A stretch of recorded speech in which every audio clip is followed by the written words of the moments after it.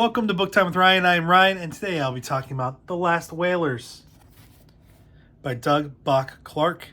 This is 3 years in the far Pacific with a courageous tribe and a vanishing way of life. Someone recommended this book on my channel. I don't know who it was. If it was you, let me know in the comments, please. I know that someone commented on one of my other videos and recommended this. I bought it. I finally read it. Really enjoyed it. 4 stars. It was great. But I just don't remember who originally recommended this book. So please let me know if it was you. If you're still watching this channel after all this time and you recommended The Last Whalers, please let me know. I did not know exactly what to expect with this book because it's pretty different than all the other whaling books that I've read. This is about a tribe in Indonesia called the Lamalarians from Lamalera. There's a tribe. I'm probably butchering a lot of this. I'm right up front. I want to apologize for any of my pronunciations because I'm probably going to butcher a lot of what I say, even in English. It's typical for me. I think it's easy to attack people who speak in public and misspeak, but ever since watching myself on BookTube, I am very forgiving now because I misspeak all the time, and I don't realize it until I look at it later. So we're looking at Lamalarians. It is a tribe in the eastern end of the Indonesian islands, and it's really a group of 1,500 hunter-gatherer tribesmen, and they are the world's last subsistence whalers. So they live off of the whale meat that they procure through whaling, and specifically they whale for, well, they'll whale for what they have an opportunity for, but what their main target is sperm whales. Sperm whales. Here's my sperm whale tooth. This channel loves sperm whales.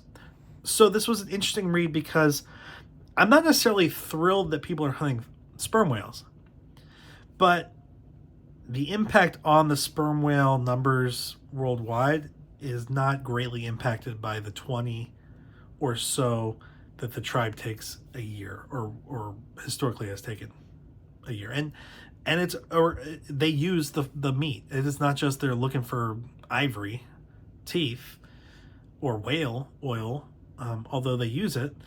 They're looking for meat to eat. So just to preface this with, I don't know much about Indonesia. I don't know much about indigenous populations, especially in the Pacific. And this was a new look for me, a new area. There are things that I recognize from other books. Just the approach to whaling is different, but also similar. So recently I read Leviathan by Eric Dolan. And one of the early forms of whaling that he discusses early in the book is something called shore whaling, where people are on shore, they spot a whale, they row out, they try to kill it, and then they row back. Not necessarily, when he was talking about it, sperm whales, at least not at first, but we're talking about Europeans who ended up in Long Island and saw, maybe right whales at the time, off the coast, and would go out and try to catch them and bring them back. Catch them, kill them, and bring them back. There's no really catching a right whale or a sperm whale. That occurred 1700s, before people started going out on boats longer term. For this group, the Lamalarians,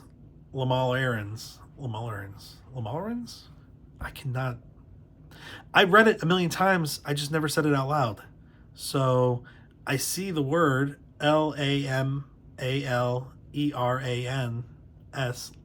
Lamalarians, and I know what it means. I just haven't actually verbally said it. So I apologize.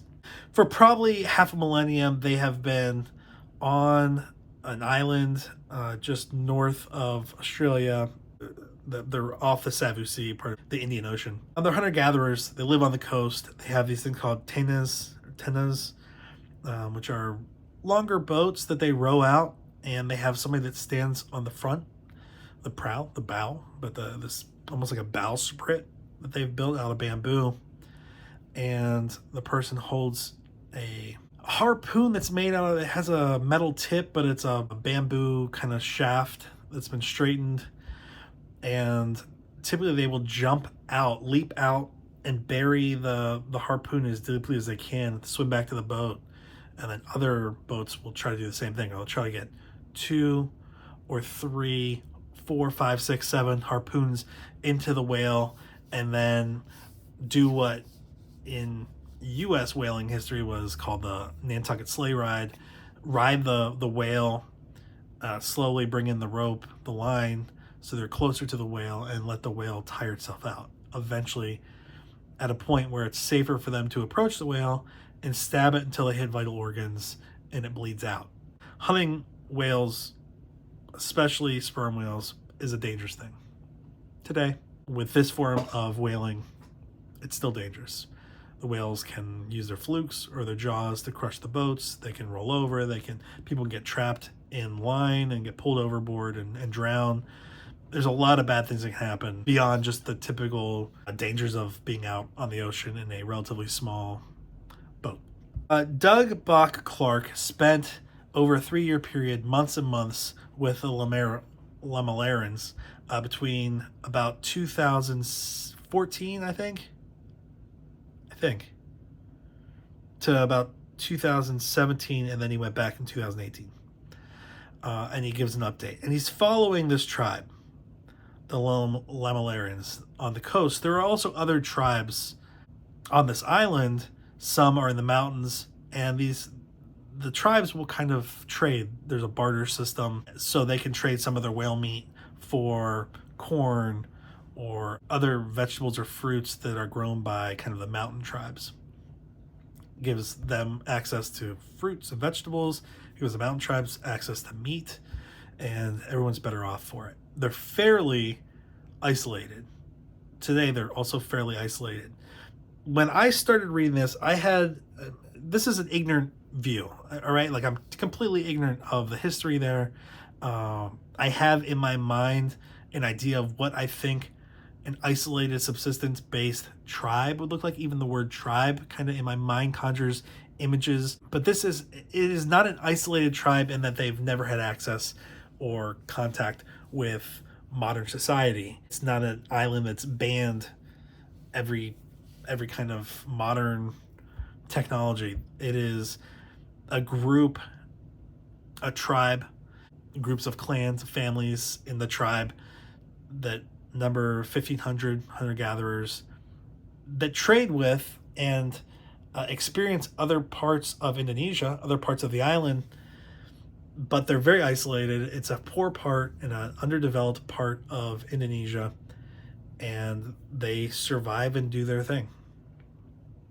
But there's an encroachment of modern society, capitalism, ecotourism, and they're dealing with that. Top of that very in-your-face approach of modern society, there's also the typical impact of pollution, overfishing, poaching, piracy that they're going to deal with too.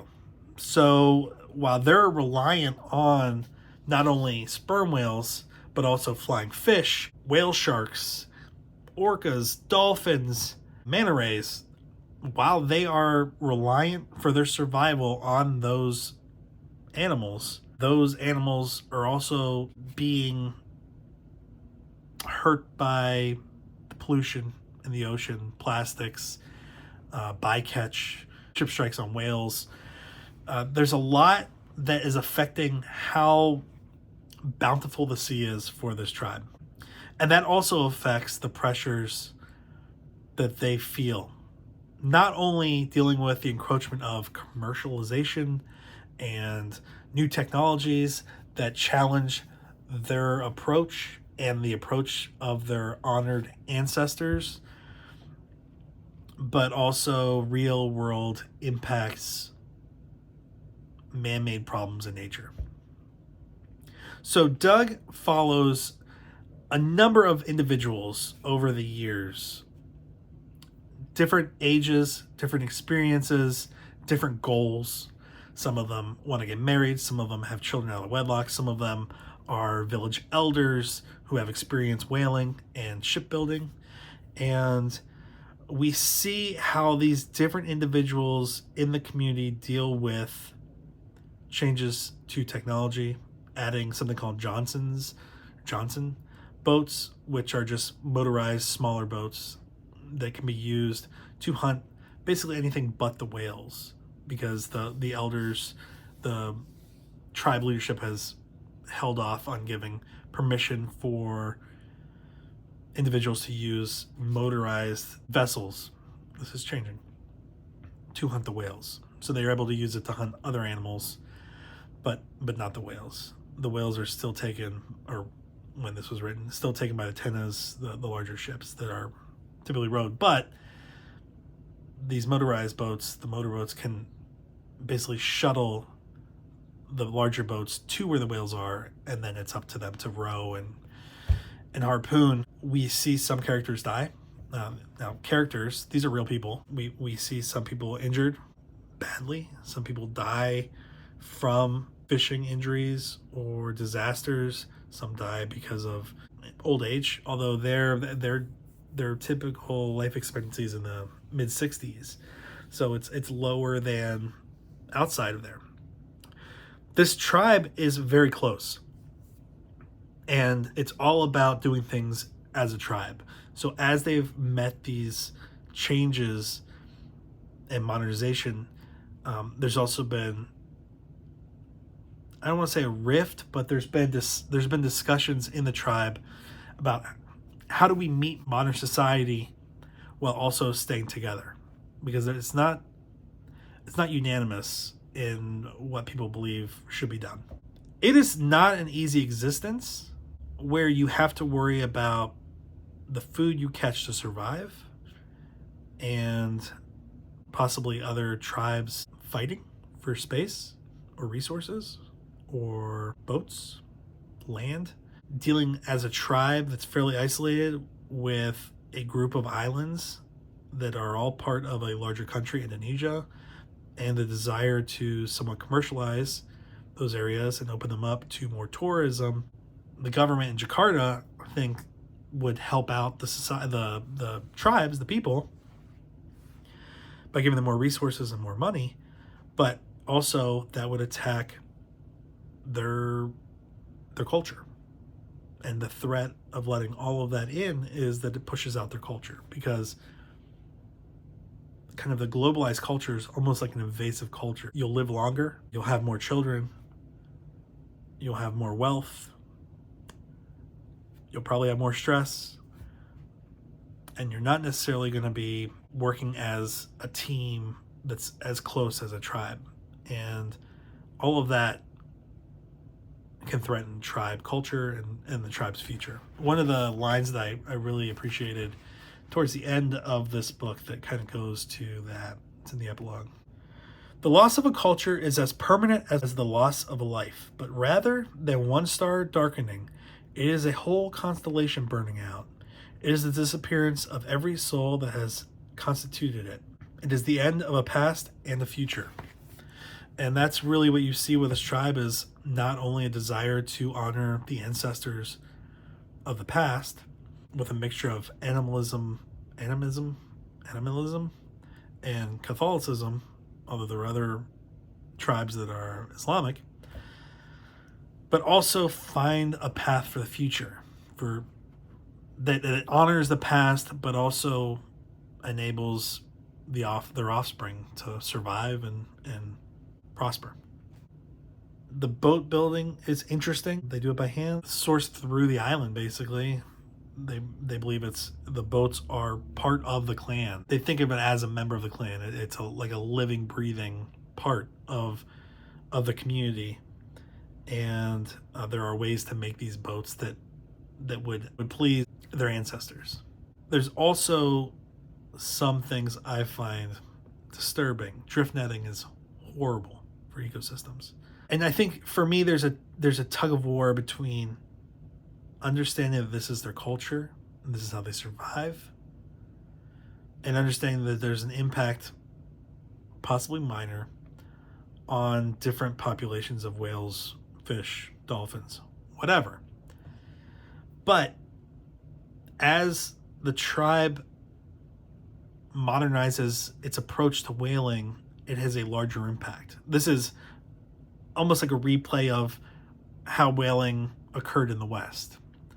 When it's shore whaling, or there's drift whaling where they're just picking up the bodies that wash ashore, or they just go out when there's a whale going by and try to kill it, that's a fairly small impact. But as they get more advanced technologically, they take more and more whales. And all of a sudden, that small impact that is for subsistence may be more impactful and not in a positive way for the overall numbers. That includes, are they chasing them down with a motorized boat? Do they use new kinds of harpoons? Part of the discussion is, at what point does a tribe become so advanced in their techniques that it's not subsistence based, culturally founded whaling, and is just like anybody else fishing or whaling? Not an easy question to answer. And I think Doug does a good job of touching on those concepts, but he doesn't have the answer either. No, it's not an easy thing to have an answer on.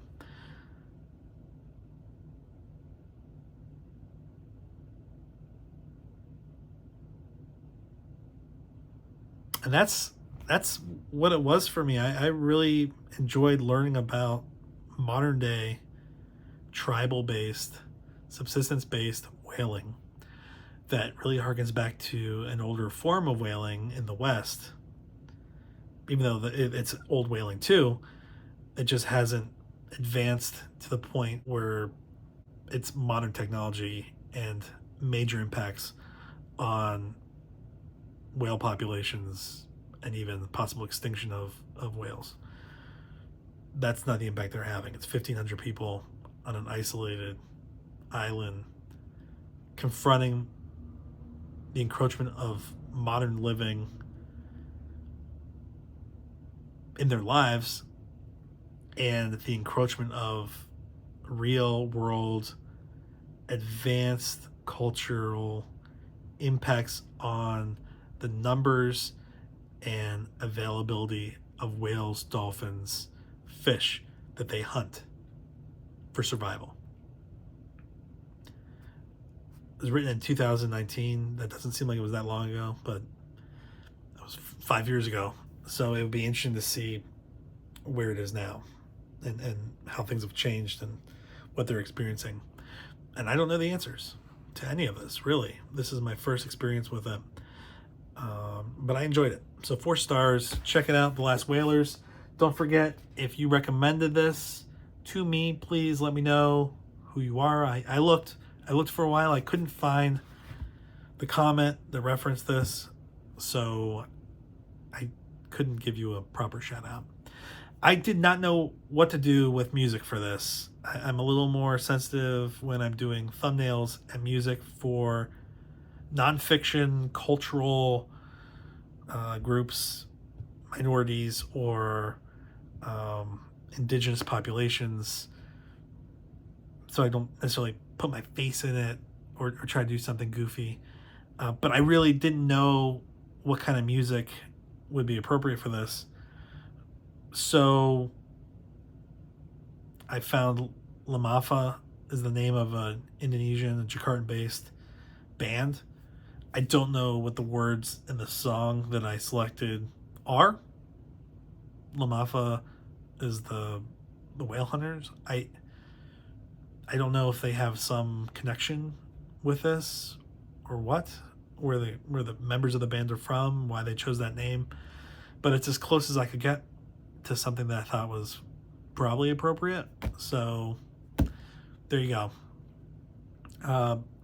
The image that I used for this video, for the thumbnail, was from an individual. Check the credits in the comment section, and I'll include a link to the page I found it on that has more information about this tribe and also the photographer. So, thanks for being here today. I will talk to you later. Have a good one.